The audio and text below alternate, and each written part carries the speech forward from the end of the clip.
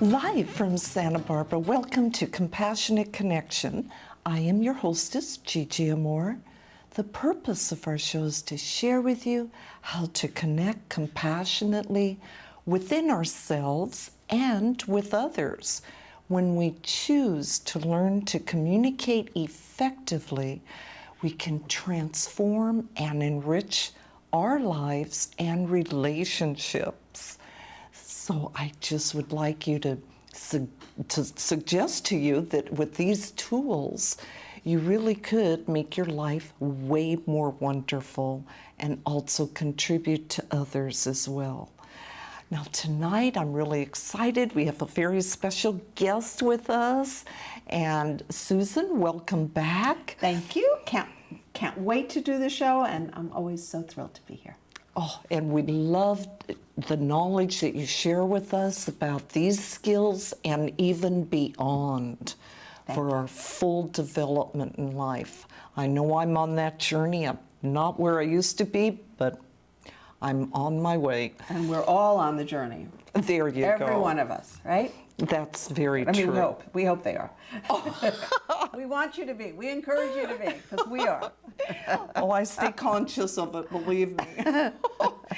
Well, I'd like to tell our viewers a bit about Susan. Susan Allan is the founder of the Marriage Forum and a nonprofit corporation that works with individuals, couples, and families and corporations to resolve challenges that include any form of difficult relationship that needs more peace, cooperation, and resolution. Susan is a communication specialist, certified mediator, a certified Herman Brain Dominance trainer, and life coach. Susan has worked with, I'd like to say everyone, but not quite. Okay, everyone. Almost everyone. I'll be specific here. Everyone from celebrities to prisoners in California's merit program from Harvard, MBAs, to those dealing with addiction and complicated diagnosis. Susan has been seen on Fox News and on hundreds of television and radio shows demonstrating the results we can create when we transform the way we think, listen, speak, and act, and focus on solutions instead of on problems. Susan offers a complimentary 1-hour private telephone session so that everyone can indeed transform their lives. And now I'd just like to say that Susan's life coaching results create peace, financial stability, joyous intimacy, and health for her clients. Tonight's show is the second episode in our series in crisis, yes, unfortunately, coaching, which, as Susan says, is a combination of being a cheerleader and a tough personal trainer, an EMT, and a private duty nurse. Much more. But tonight we will look at specific situations that are traumatic or dramatic and how Susan guides her clients to solve them all. So the pop of our show tonight, the topic is on that cliff. To be specific, cliff coaching. I was joking earlier with you saying there's been times, I've been many times on that cliff myself, and sure. You know, do I push or do I jump? So this is huge. I'm ready to take note as well. So don't jump. No, There's that's not an option. There's always a solution, don't jump. And don't push them, because you're going to regret it so much later. So don't push them, don't jump yourself. Tonight you're going to find out how to solve the problems. I love that. Talk about evolving. Yes, please. Please. Now, I know that you work with clients every week, and can you please let us know what kind of crisis that people actually face, that your Heartspace system or the sales forum can transform for them? Well, since I'm a communication specialist and since I'm a whole brain trainer, so that is about thinking, then really it's any problem that you're going to have. Heartspace is about interpersonal relationships. So families, loved ones, people that you haven't met that you'd like to have become a loved one, all of that. So it starts with children who have problems with their parents and parents who have problems with their children. Then it's dating, finding someone who you want to date, moving that relationship into a loving, intimate relationship, deciding if you want to get married, then if you do, then motivating and inspiring the other person if that's required so that you do marry, then deciding what you want to do about children, and then you're back where you started, right? Where children have problems with their parents and vice versa. So all of those kinds of issues between human beings fall under the aegis of the Heartspace system. If you then own a company, or you want to own a company, or you have a job, or you have a career issue, so something that has to do with some sort of business, then it falls under the aegis of the sales form. But of course, they're very similar because what do both have in common? People.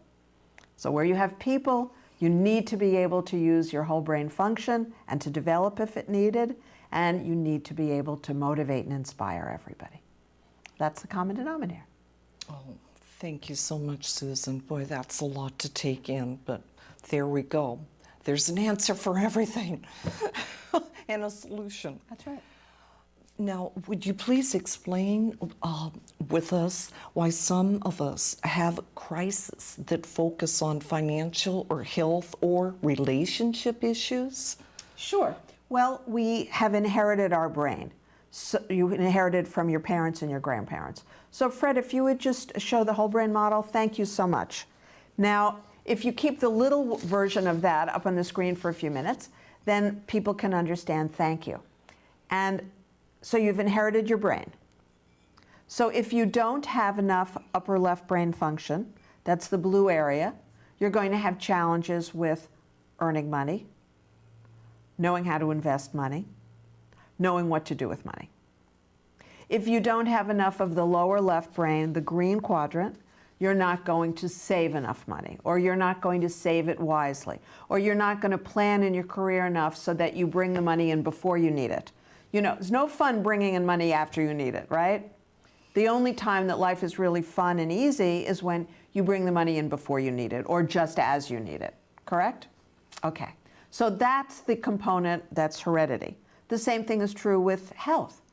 We inherit a lot of these issues of health from our family. So now you want to make sure you do everything you can to be more healthy, but you have to deal with the inherited issues. And of course, that's why I bring Howard Wills into people's lives, because he has this remarkable gift to really adjust RNA and DNA. They don't understand how he does it yet, but we certainly have thousands of pieces of examples of people's lives who are different, their health is different.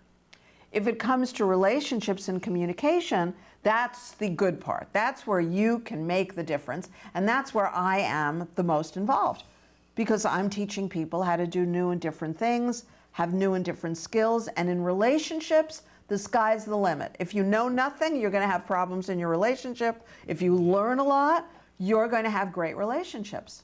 So that's why I wanted to focus on that area. Exactly. And we're pleased that you do. It is a gift of knowledge. Thank you. Now, if we understand that people may possess any or all of these four thinking styles, then how do you teach them to acquire a different and more effective brain to solve their own problems? Beautiful. So Fred, if you'd put that model up again, the little one, thank you.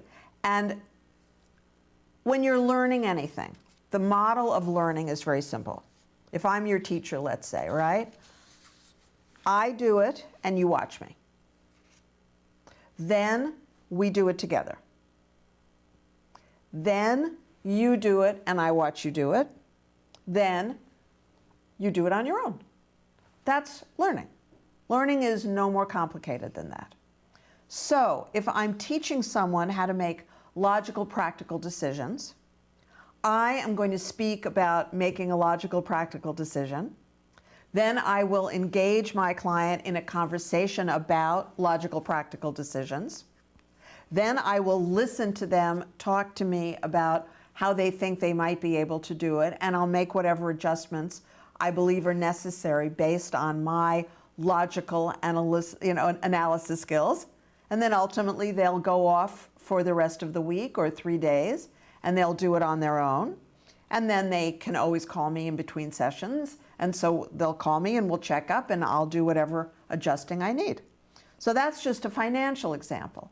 Anything else follows the same thing.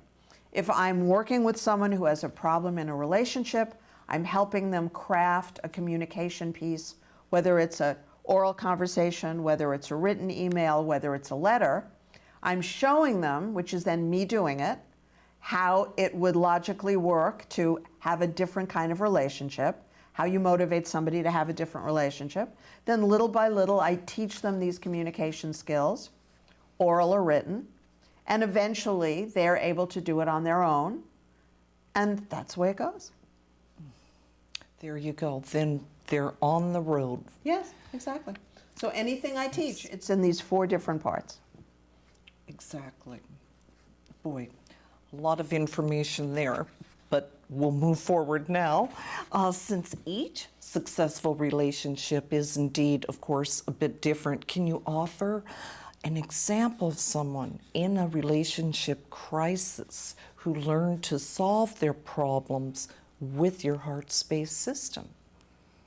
Well, one of my favorite clients called me a number of years ago because her boyfriend had broken up with her. And she was absolutely devastated.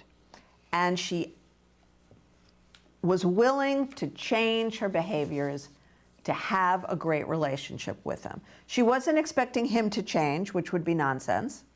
She was willing to find out, what is it that she does that doesn't work?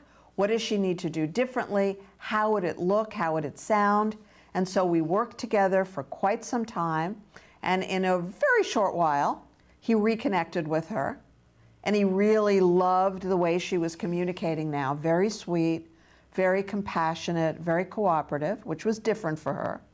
Then they started dating again, and we moved forward. There was a time when he was really happy with her, but he said he would never get married. So then she was able to move through that with my help. Then they had a great marriage. They have a wonderful marriage now, and basically every single thing she's ever dreamed of in life that she didn't have when she first met me. Imagine all the wonderful parts of having the best intimate relationship and the best marriage in the world. She now has it, and she's had it for like 6 years. That's a great, successful story. And just a shift in her thinking. Just in her. Yeah. The way she thought, the way she listened, the way she spoke, the way she behaved. Not every minute. She was a lovely woman. She was a lovely woman then. She's a lovely woman now. But we had to rub off some of the edges. We did. There you go. We've all got some edges. Yes, we do. Oh, well, I'm curious. What about someone who learned your system and used the skills to solve, let's say, a business problem? Are those different skills than for a relationship issue? They're a little bit different in the sense that I've just been working with a woman on a big business idea. And it was very interesting. What I said to her is, the way that you seem to be acting in business is if you're on a date, because you're much too soft and much too gentle and not business-alike enough. But when you're describing the way you are on a date, you sound like you're at an office. So she had kind of mixed it up. In business, I'm not saying being aggressive, I'm not saying like, as if you're on Dallas, but you have to be present, you have to be intelligent, you have to be clear, your communication has to be efficient, you have to be hardworking, so you're more left-brained, right? In a lot of the things that most of us do in a business environment. It's not to say that you're not going to be whole-brained. If you have a design job or creative job, then you have to be upper right brain. And if you are in sales, you have to be very lower right brain, communication-oriented. But, it's business, and there's a financial goal, and that's upper left brain, and you got to get it done, and that's lower left brain. So she was confused. And then when she was on a date with somebody, she wasn't soft and feminine and gentle. She was trying to be very organized and very efficient, which doesn't work. So they're not the same skills in the sense that you deliver them in the same way, but you still have to be whole-brained in your life. If you want to have success in your life, you've got to be whole-brained about it, whatever that is. I love that. Different parts of the brain apply at the appropriate times and places. Yes. Exactly. Well, that gives me hope. Yeah, and I've seen this a lot. I've worked with a lot of women who own businesses. And unfortunately, a lot of women who own businesses, and I used to do this myself, we would be confused about how to treat the employee who's not your child. This person is not your child. He or she did not sign on to, let you be the mom. And in very few cases does this really work for you either as the boss. And of course, your boyfriend or your girlfriend didn't sign on to have you be a parent either, by the way. So that's a whole other conversation. So let that go. Right. If you want to be a parent and you don't have children, get a dog. They love it. Dogs love it. That's very true. Yeah.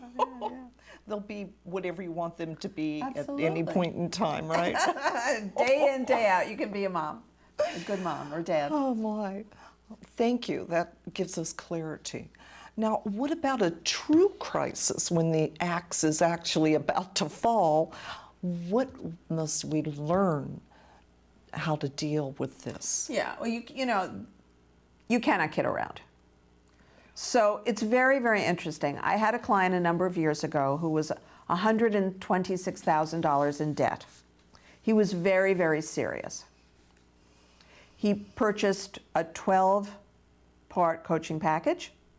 He had 2 sessions a week, every Tuesday and Thursday, 10:15 in the morning.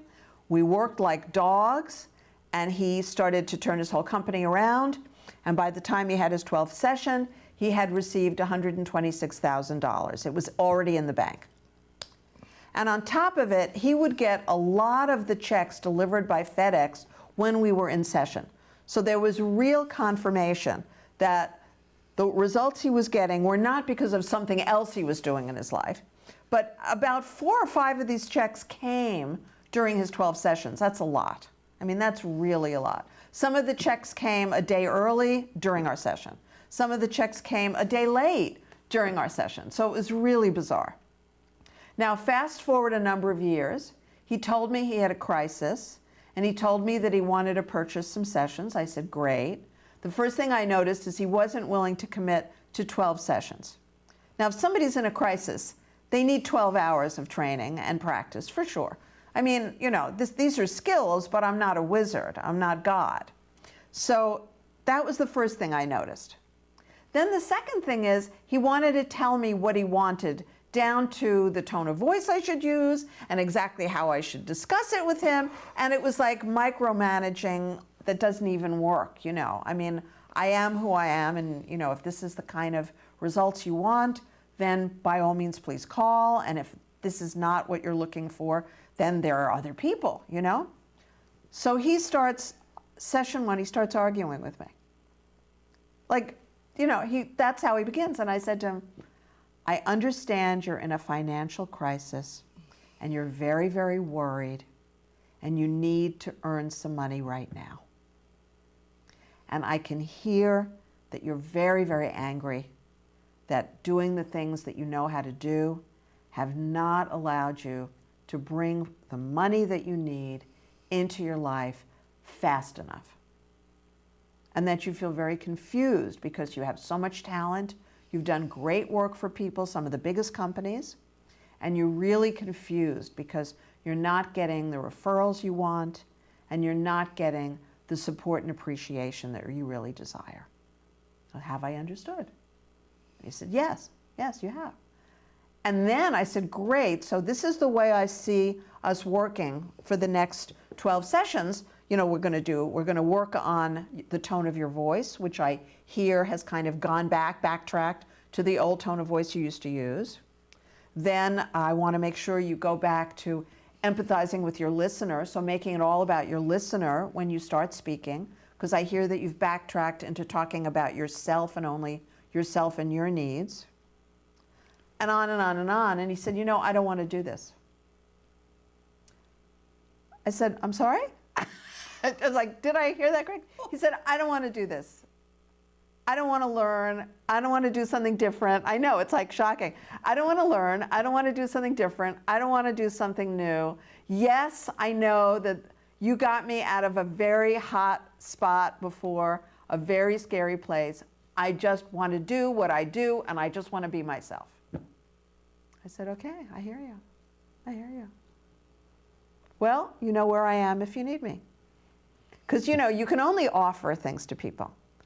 So the key about cliff coaching is you got on that cliff somehow. Left to your own devices, you got on that cliff, right? I've been on a cliff. So I'm not saying you did something that I never did. I've been on cliffs. Gigi is admitted. She's been on cliffs. We've been on cliffs, right? Now the question is, are you really serious about turning this around? And if you're not, I understand. But if you are, call me tomorrow. We'll get you off that damn cliff. Yes, Yeah. that's the beauty of it. Yes. Well, is he ready now? I don't know. not as of 5 p.m. when I left the office. No, it wasn't. Oh, well, keep me posted on Yes. this. Yeah, I will. Oh my, because he already got positive results. But Huge. yeah. It's not just a little, but yeah. But, autonomy, why do people behave that way? Because, again, if you look at the whole brain model, and Fred, if you put it up again, so then what happens? Why do people do that?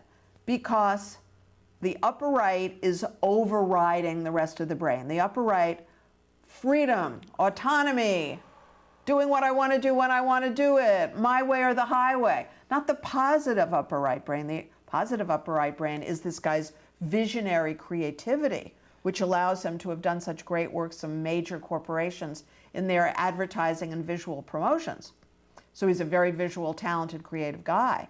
But when that upper right goes out of control, then it's my way or the highway. Now we're lost. So I should say that every one of these 4 quadrants has a negative aspect to it that you've got to guard against. So the upper left, the money quadrant, yeah, it's great. I mean, you're earning money, things are going well, it's beautiful. But that's how Donald Trump got that personality that none of us like much. That kind of traffic cop mentality, that you're fired kind of thing. So if you don't watch the upper left, that's what will happen. If you don't watch the lower left, the safety brain, that's probably the least dangerous, overriding where it starts to get a negative thing. But that's where you can get to be like OCD, obsessive compulsive disorder. Checking the stove 50 times, checking the key in the door. Did I lock it? Didn't I lock it? That makes you crazy because these are different challenges anyone can develop. Any brain can develop these problems. And then the lower right, the one that is the cause of all addiction, is when people are, warm and bubbly and friendly and loving and passionate, that's great. But if they have a problem in this lower right brain quadrant, that's where bipolar disorder and all the emotional disorders live. And people live in fear, they live in anger, they live in sadness, and that's the precursor to addiction, which I think we're going to talk about later. Yes. Okay. Oh my, isn't that sad? Well, thank you for pointing that out. I mean, I think when people become conscientious of what is going on, well, then they have the opportunity That's to right. make changes. Yeah. And it's us, Yes. It's you and you. It's me and me. It's Gigi and Gigi in life. It's not them. They're not doing this to us. Boy, that's a big one to swallow, isn't it? Yeah, yeah. Mm-hmm. Well, okay, so the question that comes up is how can we best avoid critical problems in our future? There's only, 2 things you have to be really careful about. One is you have to make sure you watch those negative behaviors. You've got to be very careful about it. Whatever you have to do. I studied with, countless enlightened masters to get rid of those behaviors and those problems. So we can certainly talk about that. But not only that, you absolutely have to learn how to communicate effectively with people. To bring yourself to peace before you speak, to really hear what their feelings and needs are, and then to communicate with them, use words that are motivating. Once you can do that, you can really have a great life. Even if you're all alone. That's right. The words in your head are going to be pleasant words. Well, thank you. What a great reminder. Well, so I'm curious, what do you mean about logically analyzing opportunities? Because you often speak about true opportunities and the other kind. Yeah, well, a lot of people have trouble saying no. I know I had trouble saying no. And yeah, you're shaking your head, of course. This is one of the things that we would absolutely have in common. Okay, so if you have trouble saying no, how many times have you desperately regretted saying yes? How many times have you said yes without realizing what yes was going to do to you? Or how many times have you said yes to people who did not have your best interests at heart? So the only way to get out of that habit is to stop saying yes or no and start saying, let me think about it. And thinking about it means really logically analyzing it. What are the facts? What are the figures? What are the dollars? What are the numbers? What do you expect to get out of it? What do you expect the other person to get out of it? What proof do you have that either of you really will get these benefits from it? And really, really work through it like it's a math problem. As if you were deciding what kind of a car to buy. Most people put more time and attention into deciding what kind of a car to buy than they do in deciding who to marry. Oh, my. Isn't that the scariest thing? That's just what I was thinking. But it's true. Most people put more time and energy into deciding what job to accept than they do in deciding who to marry. Because they get swept away. You get swept away in the emotion of it, the biochemistry of it, and you're lost. Now, you might get swept away in the desire to have a Lamborghini, but if you don't have the money you need for a Lamborghini, you're not going to buy one. You can't, But in a relationship, you can find somebody who sweeps you off their feet right to the edge of the cliff. Yes. Yeah, I personally have even ran to that edge of the of cliff. course, of course. Where is it? Where is it? Get me there now. Yes.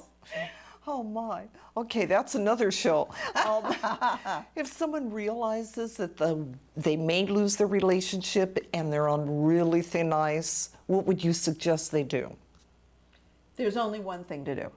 Figure out what your partner's needs are that aren't getting met, which is how this person became your partner in the first place, and meet those needs. You got into the relationship because you met your partner's needs, and presumably enough of your needs were met as well. But if your partner is got 1.5 feet out the door, this is not the time for you to think about your own needs getting met. This is emergency 911 reconciliation. Meet his or her needs. Then, when they're back in the door and the door's closed, now you can talk about what isn't working and how to make it work. I love that. Keyword, empathy, right? Absolutely.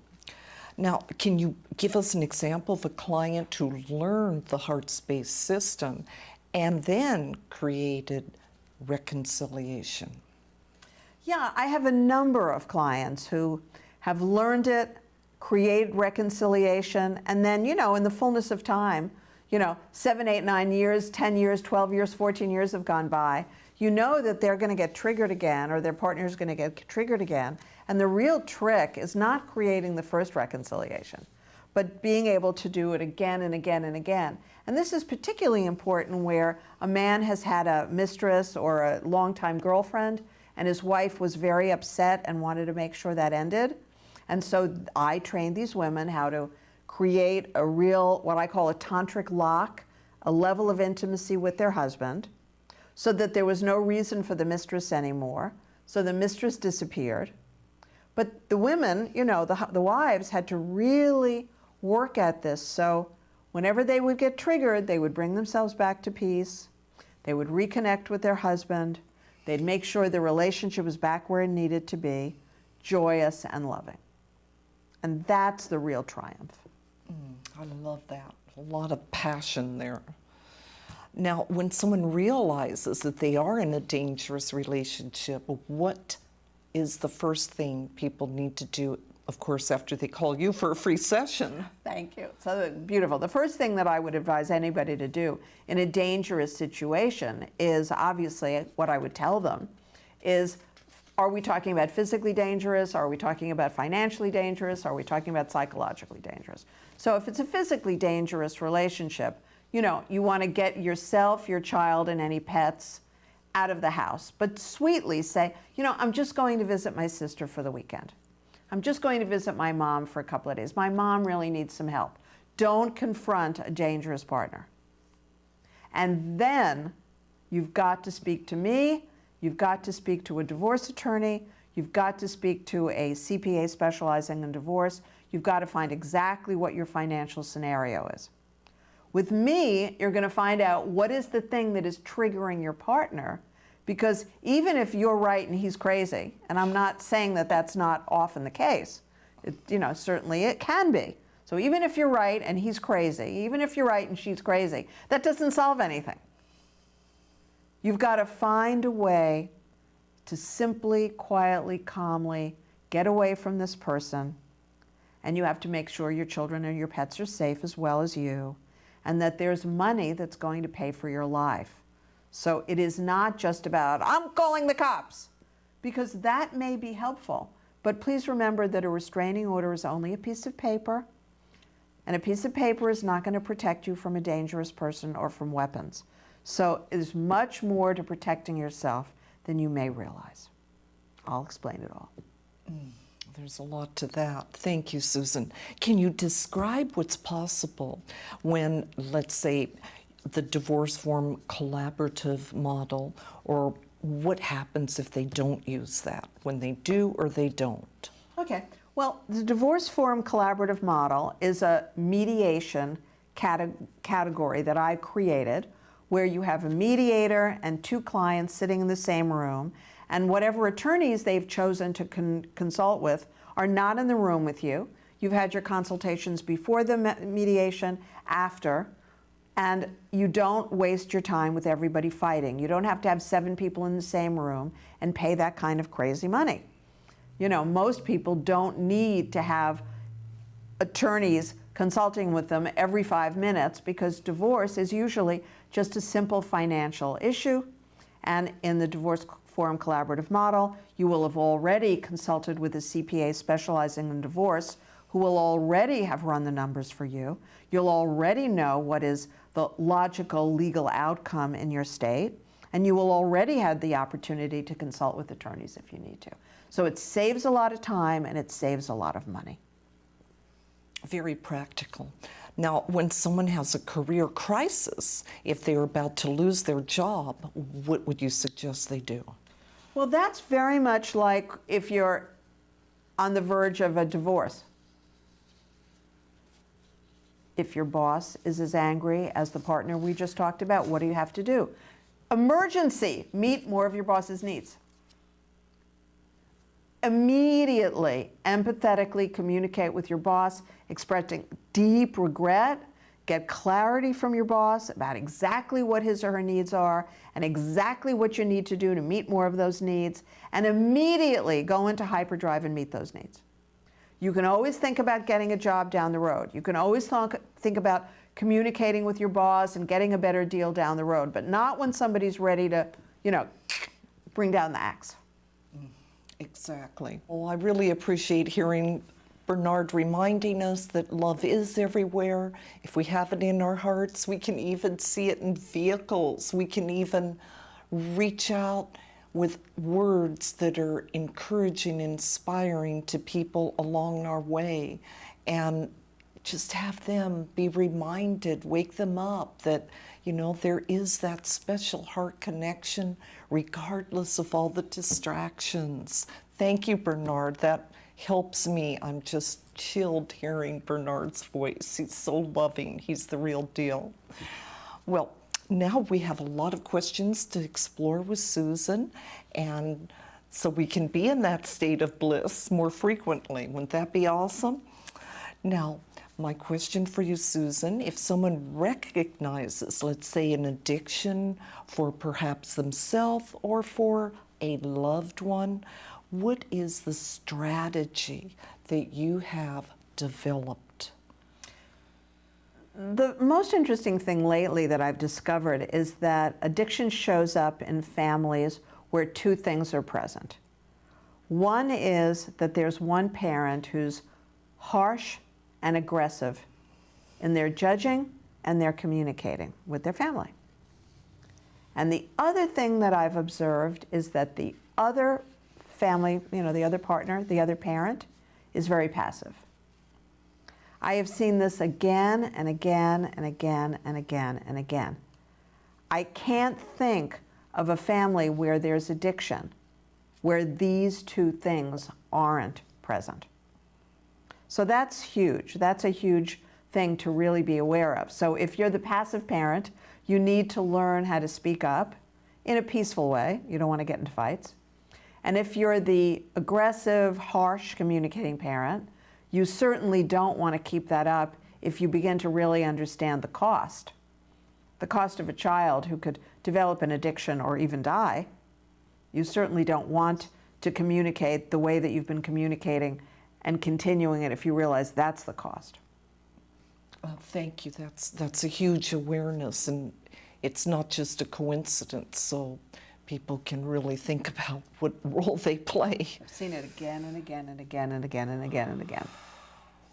Boy, I'll think on that. I'm sure I've seen it more than I'm aware of. Now, I know that you've often said that the real crisis is the person, not the situation. Yes. This is hard to swallow, but Yes. You've acknowledged this. And was this also true for you? And would you explain to us about that? Sure. I mean, if you don't have the skills, you don't have the skills, and bad things can happen. And if you develop the skills, you can protect yourself, and even if you can't protect yourself from everything, you can solve the problems if they do hit. So the key here is to understand that because we don't have skills, we get into rotten relationships, dangerous relationships. We make bad decisions. We end up going places that aren't safe, doing things that aren't safe, and doing them with people who aren't safe.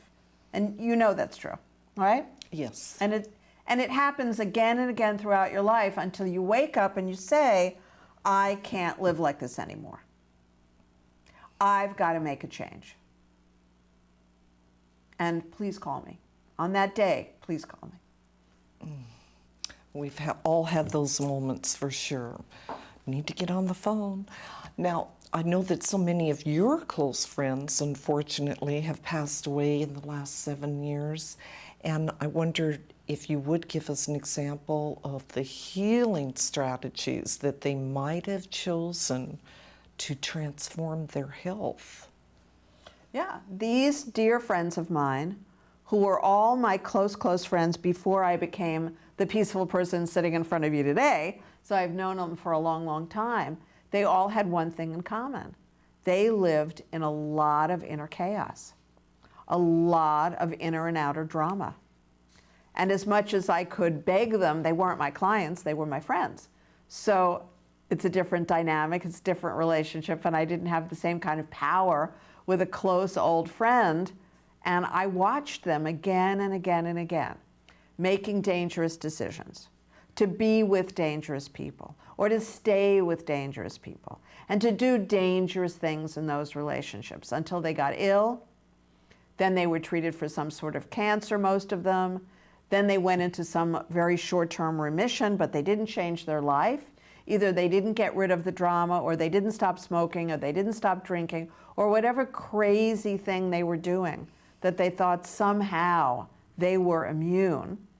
And then they got cancer again, or another health issue again, and life continued to provide them with messages, get safe, change your behaviors, and they couldn't listen. They weren't listening.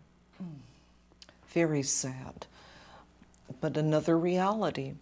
Now, what new thinking can people adopt as they commit themselves to health and recovery? Clearly, you've got to become a whole brain thinker. Clearly, you've got to acquire the brain chemistry that supports you to live a peaceful, practical, successful life. And that can mean making a lot of changes in our brain. And if that's what it takes, we still have to do it. So whether it's taking a lot of supplements based on the saliva and urine test that I talk about a lot, or based on some other diagnostic tool you've used that you have checked that it's legitimate and it's real, you've got to do what you've got to do to be healthy, right? To be healthy, to be happy, to make the difference you came here to make, and to be successful. That sounds so sweet. I would think everybody in their heart would want that. Now, is there a practice that they can use to support healing, financial recovery, and reconciliation? Yeah, in addition to all the skills that I teach, so in addition to the 6-part conversation, which allows you to bring yourself to peace before speaking, then let the listener hear peaceful communication and bring him or her to peace. Thank you, Fred, for putting that up on the screen.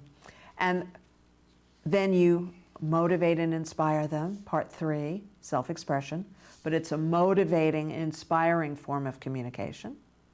Then working towards a solution, reflection, making sure that they've heard what you wanted them to hear and that they understood it. And if you didn't, then clarification is where you get to say, I can see I wasn't really clear. What I wanted you to know was, and then you add all that. And if you can do that, then you begin to be able to be a peaceful and powerful communicator. In addition to all that, I would really urge you to download the Howard Wills prayers, Howard Wills, WILLS.com. And you will find that if you repeat those prayers, there are just 4 or 5 of them that you have to do. And if it's confusing, just send me an email and I answer it for you. So if you do those prayers every single day, you begin to live in more peace. You begin to be connected to the divine. You know that the divine is connected to you. You feel it. It becomes who you are. You're getting this energy coming through you. You're going to be living a completely different life. That sounds amazing, and it is doable. Now, what do you do with a new client during a crisis coaching session? Well, that's why we left a little more time to describe this. It takes a little more time, so you'll tell me when we're running out. So let us say that somebody has a career or financial crisis, because that and health are really the biggest urgencies, wouldn't you say? Because you've got to have enough money to live and you've got to have enough health to keep your body moving. So those kind of things you can't kid around about. So if it's somebody with a financial or business crisis and they've got a job and the boss is threatening to fire them, then as I said, you turn yourself around. Don't expect your boss to. And stop complaining about your boss and stop complaining about your job, even in your head. Drop it. And now look to see what you need to alter about yourself and adjust. If it's a health crisis, you need to be very logical, very analytical to find the care, the health care that you need. And I have a lot of very unique referrals that might be appropriate. And so during a session, I will ask if the person wants to hear some of the unique health solutions that I refer to that have created fantastic health for so many of us. So this is about logically analyzing the problem. This is about looking outside the box for a solution. This is about making sure, if it has to do with a career or a boss, making sure you connect to the feelings and needs of that other person called your boss or your supervisor, your coworkers, whatever. And then making sure you take instant and consistent action. So instant and consistent action is a very complicated process that a lot of people don't know how to do. They just don't know how to do it. So sometimes I've got to spend most of my time there, because I'll find that I'll explain something and the person really gets it, and then they're supposed to do some written work for me and send it to me by, let's say, tonight, and I don't get it. And then I don't get it the next day. And that tells me the breakdown is consistent action. Or if I ask somebody to do some research, well, let me, if you're thinking about getting this client and you think this is the solution to your business and you need this client, then please do the research and send me an email by tonight with all of the salient, data, all the data that I really need. I want that by tonight. And then I don't get it. So then I know somebody has research issues, logical analysis issues, and follow-through issues. Or if I say, well, I hear the health stuff. Now, would you consider looking at this outside-the-box solution that I know has been incredibly effective? And I will ask them to think about this and look at this and research this, and they don't, then it could be a research problem. It could be a getting it done, consistent action problem, or it could be that their brain doesn't work outside the box, that they don't have the ability to really look at something new and different and consider it. Or if it's a relationship problem, we know where that is. There's a quadrant just about relationships. So if the person is needing to get along with their boss or getting along with their husband and get along now, boom. That's what you have to do. You have to make it work. I love that. You have to make it work. Exactly. Well, thank you so much, Susan. I know that as we begin to understand the cause of each crisis and the common factors to solve them, that I hope that each of you begin to commit yourself to peace, health, love, success, and, of course, now you do know how to contact Susan for any added support that you may need, and encouragement, I may add. That's very important along the path. Thank you. Yeah. And so I'd like to remind everybody to please enjoy Susan Allan's column as the Love and Relationship Coach in the Santa Barbara Family Life magazine, which is now available online, sbfamilylife.com. And Susan, you can contact Susan at 805-695-8405. That's that one free complimentary hour. What a gift. And Susan's email is susan@susanallan.org. Susan's YouTube is youtube.com/user/Susan Allan 200. Nope. 2001. Oh, thank you. Thank you. 2001. There we go. Okay, you've got some choices. Now that's clear. Thank you. Oh my, what an informative show. I really enjoyed it.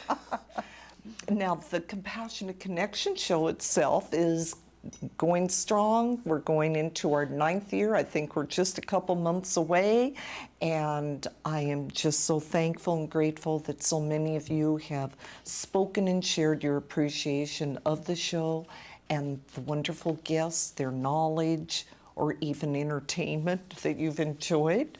And we are live every Tuesday night from 8 till 9 p.m., several surprising times throughout the week here. And if you do have some questions, some challenges, some concerns in your own life, I don't have the answers, but I know what people to contact for it. So give me a call. I can refer you. 805-698-8233 or ggmorcox.net. Don't get me laughing now. And we would like to remind you that we have a website you can go to and check out all of this knowledge, compassionateconnection.tv. And our guest next week will be fun, a fun entertainer, Ravel Orr. And right here in our studio, our thanks and appreciation to Matt, to Mark, so many over the years that have been so supportive and encouraging for us. And right here, our TV team, Fred Winter, our director, Love you, Fred. Couldn't do the show without you. I know you can do without us at times, but we love you. And Tyler Geck in there on controls and setting up, making everything as fabulous and comfortable as possible. And for our viewers, I would just like to wish all of you continuous, countless, and inescapable moments of compassionately connecting. Please enjoy each other and yourself. Good night.